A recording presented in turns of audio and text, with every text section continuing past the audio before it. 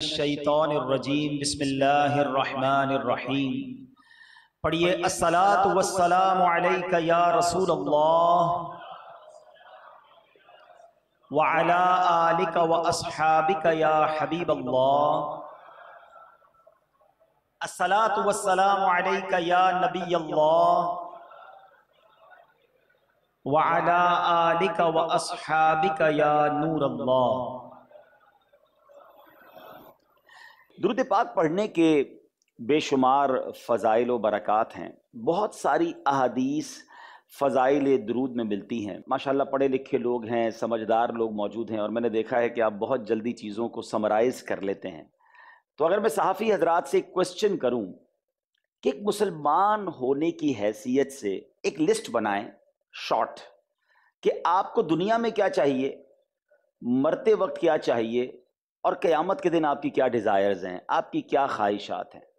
اچھا، ان تمام خواہشات کو ذرا آپ ذہن میں رکھیں، اور میں مختلف احادیث سے عطر آپ کو پیش کرنے جا رہا ہوں۔ بہت ساری حدیثوں کا یوں سمجھے میں ایک مجموعہ پیش کرنے جا رہا ہوں، اور آپ غور کرتے جائیں کہ جو جو مجھے دنیا میں چاہیے، موت کے وقت ایک مسلمان ہونے کی حیثیت سے میری تمنا ہے، قیامت کے دن جو میں آسانیاں چاہتا ہوں، وہ ذہن میں رکھیے گا۔ اور اب سنتے جائیے۔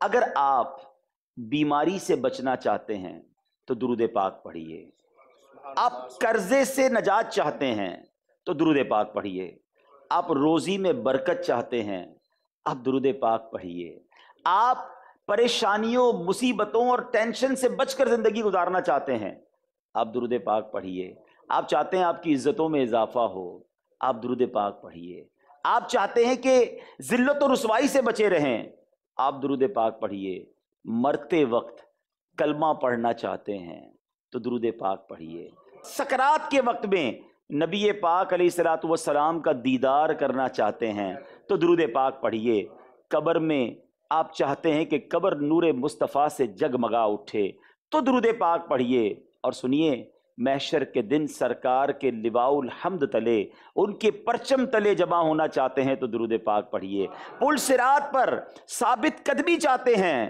تو درود پاک پڑھیے، حوض کوثر پر نبی پاک کے ہاتھوں جام کوثر چاہتے ہیں تو درود پاک پڑھیے، پیارے آقا کے ساتھ جنت میں داخلہ چاہتے ہیں تو درود پاک پڑھیے، اور سنیے دنیا میں خواب میں نبی پاک کا دیدار کرنا چاہتے ہیں تو درود پاک پڑھیے، اور مدینے جانا چاہتے ہیں تو بھی درود پاک پڑھیے۔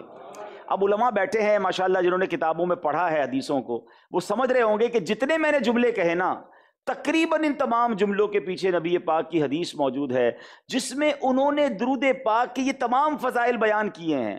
اب میں آپ سے سوال کرتا ہوں کہ کیا ایسا ہے جو بچ گیا ہے دنیا میں مرتے وقت؟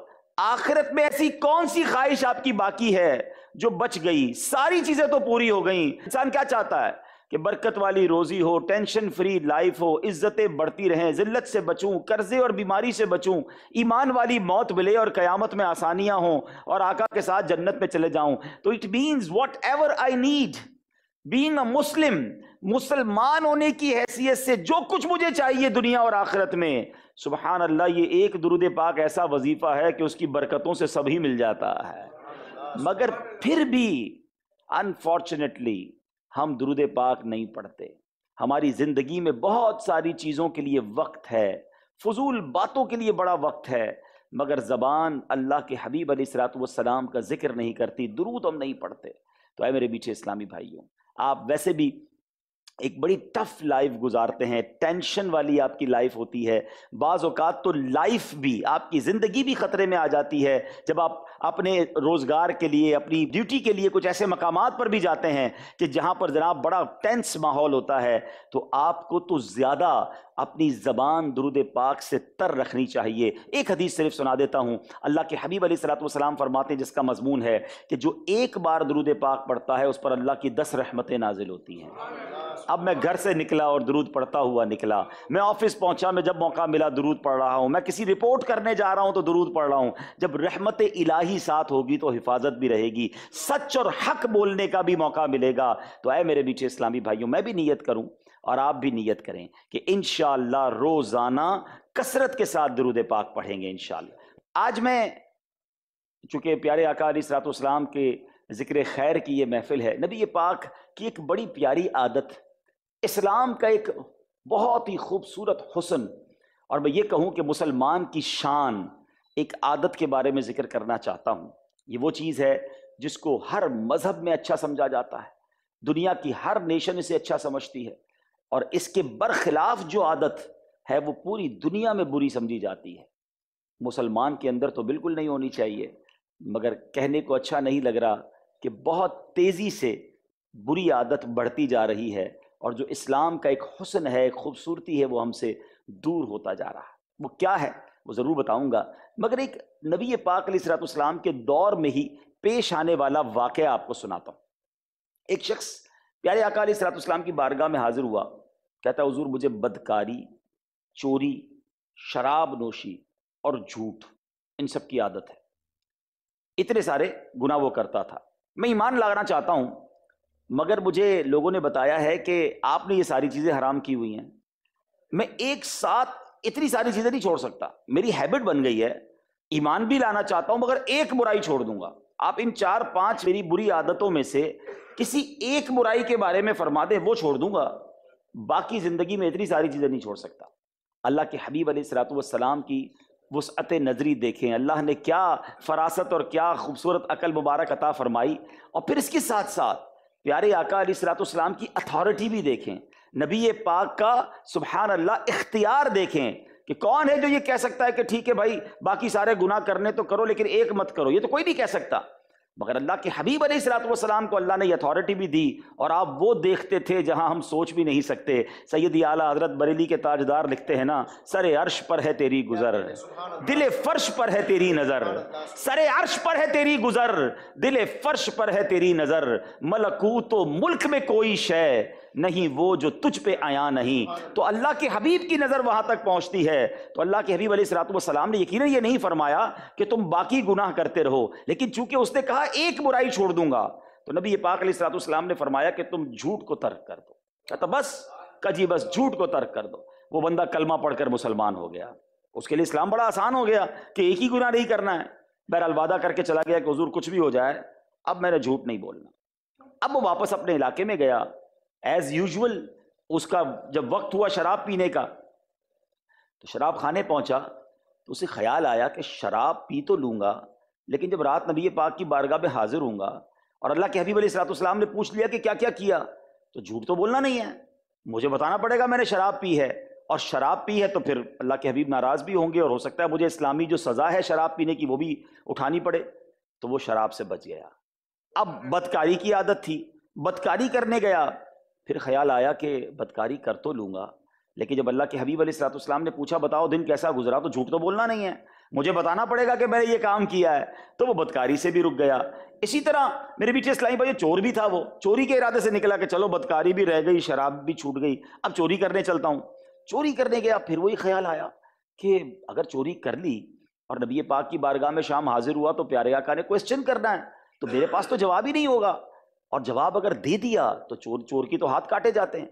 اب وہ رات نبی پاک علیہ الصلوۃ والسلام کی بارگاہ میں حاضر ہوا اور عرض کرتا ہے حضور میری جان آپ پر فدا ہو، آپ نے مجھے جھوٹ سے روک کر کتنا اچھا کام کیا ہے کہ جب میں جھوٹ سے بچا تو مجھ پر گناہوں کے سارے دروازے بند ہو گئے۔ یعنی یہ وہ واقعہ ہے، سبحان اللہ، یہ وہ واقعہ ہے جو ہمیں بہت سارے درس دیتا ہے۔ پہلی بات جو اسے سیکھنے کو ملتی ہے کہ اسلام کتنا نرمی کا درس دیتا ہے، اسلام کتنی محبت کا درس دیتا ہے۔ یہ بھی انداز ہو سکتا تھا کہ بے شرم آدمی اتنے سارے گناہ کرتا ہے اور کہتا ہے ایک گناہ چھوڑوں گا، تمہیں تو پہلے مارنا چاہیے۔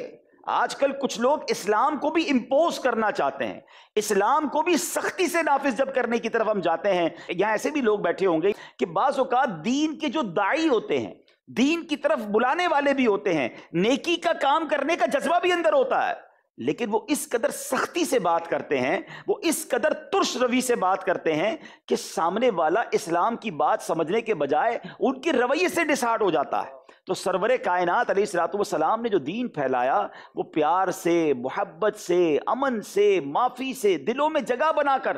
اللہ اکبر، میرے آقا کو جن لوگوں نے گالیاں دیں، نبی پاک کی راہ میں کانٹے بچھائے، پتھر برسائے، تانے دیے، اللہ کے حبیب نے ان سب کو معاف فرما دیا۔ فتح مکہ کے موقع پر کیسا معافی کا اعلان تھا۔ تو پتہ یہ چلا کہ اگر آپ بھی نیکی کا کام کرنا چاہتے ہیں، کچھ ماشاءاللہ صحافی ہوتے ہیں جو چاہتے ہیں کہ دنیا میں، ہمارے وطن میں سدھار آئے، بہتری آئے، اور وہ اپنی لکھائی کے ذریعے، اپنی تقریروں کے ذریعے کام کرنا چاہتے ہیں، میں ان کے لیے بھی یہ پیغام دینا چاہوں گا۔ دیکھیں ایک بات ہمیشہ یاد رکھے، وہ کہتے ہیں نا، میں ایک واقعے سے سمجھاتا ہوں کہ ایک شخص تھا، سر پر کانچ کی جو چوڑیاں ہوتی ہیں وہ لے کر کہیں جا رہا تھا، تو ایک سپاہی آیا اور اس نے اسے ڈنڈا مار کے پوچھا بتاؤ اس میں کیا ہے۔ اس پوٹلی پہ ڈنڈا مارا پہلے اور کہا بتاؤ اس میں کیا ہے۔ کہتا صاحب تھوڑی دیر پہلے تو چوڑیاں تھیں، اب تو کچھ بھی نہیں ہے۔ بات سمجھ آ رہی ہے؟ پہلے سوراخ کر کے برتن میں پانی نہیں بھرا جاتا۔ تو بعض ہمارے صحافی حضرات، میں نے بھی کالم پڑھے کہ وہ کالم میں اس قدر ہارڈ لینگویج یوز کر رہے ہوتے ہیں، اتنا جھاڑ رہے ہوتے ہیں کہ سامنے والے کو اگر کچھ سیکھنا بھی ہے تو وہ اس لہجے کی وجہ سے دور ہو جاتا ہے۔ وہ بڑی پیاری بات اشعار میں ملتی ہے، شربت نہ دیں کریں بات لطف سے، یہ شہد ہو تو پھر کسے پرواہ شکر کی ہے۔ یہ میٹھی بات جو ہے نا، نرمی سے آپ بات سمجھا سکتے ہیں۔ ہے فلاح و کامرانی نرمیوں آسانی میں، ہر بنا کام بگڑ جاتا ہے نادانی میں۔ تو اے میرے صحافی بھائیوں، آپ بھی بعض اوقات یقیناً، اچھا ایک اور بڑی پیاری بات ہم نے اپنے بزرگوں سے سیکھی، چونکہ ہم بھی ایک تنظیم لے کے چل رہے ہیں، ہمیں بھی سمجھنا، سمجھانا، مشورے کرنے کے موقع ملتے ہیں، تو ہمارے بڑوں نے بڑی پیاری بات سمجھائی کہ بعض اوقات انسان اندر سے جل رہا ہوتا ہے، یار یہ بھی نہیں ہو رہا، یہ بھی نہیں ہو رہا، کیوں یہ برائیاں پھیل رہی ہیں، کیوں یہ غلط ہو رہا ہے، لوگ کیوں ٹائم نہیں دے رہے، کیوں نماز نہیں پڑھ رہے۔ انسان اندر سے جل رہا ہوتا ہے، تو ٹھیک ہے اندر سے جلنے کا آپ کو ثواب ملے گا، مگر آپ کو جل کر کسی کو جلانے کی اجازت نہیں ہے کہ آپ کہ میں جل رہا ہوں تو سامنے والے سے بھی ایسے بات کروں تو اسے بھی جلا کے راکھ کر دوں۔ یہ اسلام نہیں ہے۔ نرمی سے، پیار سے، محبت سے سمجھایا جائے تو بہت جلدی بات سمجھ آ جاتی۔ کتنے پیارے انداز میں بندے کو مسلمان بھی کر لیا میرے آقا نے، ایمان کی دولت بھی مل گئی اور گناہوں سے بھی اسے بچا لیا۔ تو یہ انداز اگر ہم اختیار کریں گے تو انشاءاللہ بات جو مقصد ہے آپ کا، اگر آپ اچھی بات آگے تک پہنچانا چاہتے ہیں تو وہ پہنچانے میں آپ کامیاب ہو جائیں گے۔ مثالیں میرے پاس بہت ساری ہیں ماشاءاللہ، کئی واقعات آپ نے بھی پڑھے ہوں گے، آپ کو بھی معلوم ہے کہ ایک شخص مسجد نبوی شریف میں آیا اور ابھی وہ نیا مسلمان ہوا تھا اور اس نے مسجد نبوی شریف میں ہی پیشاب کرنا شروع کر دیا۔ صحابہ اسے روکنے اور مارنے کے لیے آگے بڑھے کہ کتنی بڑی بے ادبی ہے، مگر اللہ کے حبیب علیہ الصلوۃ والسلام نے روکا، کہا اسے جو کرنا ہے پہلے کرنے دو، کیونکہ پیشاب کو بیچ میں روکنا طبعی طور پہ بھی بڑا تکلیف دہ ہے۔ اس کے بعد پانی بہا کر اسے صفائی کی اور پھر اسے پیارے انداز میں سمجھایا کہ مسجد عبادت کی جگہ ہے، اس چیز کے لیے نہیں بنی ہے، کیونکہ وہ بھی بالکل نیا مسلمان تھا، اسے معلوم ہی نہیں تھا کہ مسجد کیا ہوتی ہے، اس کے ادب احترام کیا ہوتے ہیں۔ تو ہمیں اس طرح اگر ہم ٹریٹ کریں گے لوگوں کو تو بات سمجھانا آسان ہو جائے گا۔ اور جو بہت بڑا لیسن جو میرا آج کا ٹاپک بھی ہے، اس واقعے سے ہمیں مل رہا ہے کہ جھوٹ یہ برائیوں کی ماں ہے، جھوٹ یہ برائیوں کا منبع ہے۔ جب بندہ جھوٹ بولنے والا ہو جائے تو پھر اس سے بہت سارے گناہ سرزد ہوتے ہیں۔ ایک بڑی اہم بات آپ کو بتاؤں، کتابوں میں لکھا کہ جھوٹا جو ہوتا ہے نا، وہ ہمیشہ آپ کو مضطرب ملے گا، ٹینشن میں ملے گا، بے قرار ملے گا، اور سچا جو ہوگا نا، اس کے چہرے پہ نور ہوگا، وہ پرسکون ہوگا، وہ آپ کو ریلیکس ملے گا۔ دنیا کا ہر مذہب سچ کو پسند کرتا ہے اور جھوٹ کو ناپسند کرتا ہے، دنیا کی ہر قوم جھوٹ کو ناپسند کرتی ہے، مگر ہم تو مسلمان ہیں، ہم سچے نبی کے غلام ہیں۔ سیدی اعلیٰ حضرت لکھتے ہیں نا، سچی بات سکھاتے یہ ہیں، سیدھی راہ دکھاتے یہ ہیں۔ اللہ کے حبیب علیہ الصلوۃ والسلام تو وہ ہیں کہ جو سچی بات سکھانے کے لیے دنیا میں تشریف لائے۔ ماشاءاللہ آپ نے تو کتابیں پڑھی ہوں گی، 40 سال کی عمر میں سرور کائنات علیہ الصلوۃ والسلام نے جب کوہ صفا پر کھڑے ہو کر، ابھی نبوت کا اعلان نہیں کیا تھا، مگر اپنا انٹروڈکشن جب لوگوں سے مانگا تھا کہ اے لوگوں بتاؤ میں کون ہوں، تو کیا کہا تھا لوگوں نے؟ آپ صادق ہیں۔ لک ایٹ دا کردار، نبی پاک علیہ الصلوۃ والسلام کا ایٹریبیوٹ کیا تھا؟ ان 40 سالوں میں نبی پاک نے اپنے آپ کو کیا بنا کر پیش کیا تھا؟ کہ حضور آپ صادق ہیں، آپ امین ہیں۔ نبی پاک نے امانت داری کا، سچائی کا وہ پیغام دیا کہ جن کو ایمان لانا تھا، وہ سچے دل والے تھے، وہ ایمان لے آئے۔ تو اے میرے میٹھے اسلامی بھائیوں، سچ کا دامن تھامے رکھنا ہے۔ اللہ تعالیٰ قرآن مجید فرقان حمید میں ارشاد فرماتا ہے، یا ایھا الذین آمنوا اتقوا اللہ وکونوا مع الصادقین۔ اللہ فرماتا ہے ایمان والو اللہ سے ڈرو اور سچوں کے ساتھ ہو جاؤ۔ سچوں کے ساتھ ہونے کا درس ہمیں قرآن دیتا ہے، مگر آج یہ حال ہو گیا ہے۔ پہلے زمانے میں ہم یہ کہتے تھے یار بندہ کبھی کبھی جھوٹ بول دیتا ہے سچا آدمی مگر کبھی کبھی جھوٹ بولتا ہے. مگر آج ایسا ہو گیا ہے کہ لوگوں کے سامنے یہ فیصلہ کرنا مشکل ہے کہ پتہ نہیں کب سچ بولتا ہے. جب بولتا ہے جھوٹ ہی بولتا ہے، ہنسانے کے لیے، تفریح کے لیے. ویسے ہی اچھا کچھ لوگوں کی اب عادت ہی بن گئی ہے، سچ بولنا ہی نہیں ہے، جو کہنا ہے بات گھما کر کرنی ہے، کچھ اور ہی بتانا ہے. اچھا حضرت عمر فاروق رضی اللہ عنہ کا ذرا قول سنیے گا. آپ فرماتے ہیں کہ تم مومن کو کذاب نہیں پاؤ گے، جو مومن ہوگا نا وہ جھوٹا نہیں ہو سکتا. اور آپ فرماتے ہیں کہ تم کسی کے نماز اور روزے کی طرف نہ دیکھو، بلکہ یہ دیکھو کہ کیا جب وہ بات کرتا ہے تو سچ بولتا ہے. نماز اور روزہ یقیناً بڑی اہم چیز ہے، مگر مومن کو چیک کرنے کا پیرامیٹر کیا بتایا سیدنا عمر فاروق نے؟ کہ جب بات کرتا ہے وہ سچ بولتا ہے کہ نہیں. اور فرمایا کہ جب اس کے پاس امانت رکھی جائے تو وہ ادا کرتا ہے کہ نہیں کرتا ہے. صادق اور امین، یہ پیرامیٹر ہے ایک مسلمان کے لیے، ایک مومن کے لیے. اور میں آپ کو ایک اور بات بتاؤں، یہ جو ہم نے سنا نا کہ سچا جو ہے وہ پرسکون ہوتا ہے، اس کے چہرے پہ نور ہوتا ہے. نبی پاک علیہ الصلوۃ والسلام کی بڑے بے شمار شانیں، میرے آقا کے بے شمار معجزات، مگر علماء ایک بڑی پیاری بات لکھتے ہیں کہ اگر اللہ نے اپنے حبیب علیہ الصلوۃ والسلام کو کوئی اور معجزہ نہ بھی دیا ہوتا نبوت کی دلیل کے لیے، تو چہرہ مصطفیٰ کا نور ہی ایسا تھا کہ لوگ دیکھ کر کلمہ پڑھ لیتے تھے. کئی لوگ آئے، یعنی ہسٹری آف نبی پاک میں ملتا ہے کہ کئی کفار آئے بحث کرنے، کلام کرنے، ڈیبیٹ کرنے، ریٹیلیٹ کرنے، مگر جب چہرہ مصطفیٰ دیکھا کہتے حضور یہ کسی جھوٹے کا چہرہ نہیں ہو سکتا، یہ جھوٹے کا، یہ جو کہتے سچی کہہ رہے، ایسا چہرے والا جھوٹ کیسے بول سکتا ہے؟ اٹ مینز یہ برکت مصطفیٰ صلی اللہ تعالی علیہ وسلم آج بھی آپ کو ملے گی کہ جو سچ بولنے والا ہوگا وہ ریلیکس ہوگا، اس کے چہرے سے پتہ چل جاتا ہے. اچھا جھوٹا مضطرب کیوں ہوتا ہے؟ اس کی بھی بڑی وجوہات ہے، کیونکہ کہتے ہیں نا ایک جھوٹ کو بچانے اور سنبھالنے کے لیے پھر 100 جھوٹ بولنے پڑتے ہیں. اچھا کچھ لوگوں کی عادت ہے ویسے ہی جھوٹ بولنا ہے، اب اس کو اپنی فائلیں سنبھالنی پڑتی ہیں. مثال کے طور پہ کسی نے کہا بھائی آپ کہاں رہتے ہیں؟ اب بیچارہ غریب آدمی کسی غریب علاقے میں رہتا ہے لیکن بتانا نہیں ہے، ہر جگہ بھی تو اپنی وہ باتیں بھی تو بنانی ہے نا. نہیں میں تو ڈیفینس میں رہتا ہوں. اچھا جناب کام کیا کرتے ہیں؟ صحافت تو ویسے ہی کرتا ہوں، باقی میرا امپورٹ ایکسپورٹ کا بزنس بھی ہے. اچھا گاڑی کون سی ہے آپ کے پاس؟ وہ تو میں یہاں پارکنگ نہیں ملتی اس لیے موٹر سائیکل پہ آتا ہوں، 4 گاڑیاں گھر پہ کھڑی ہیں.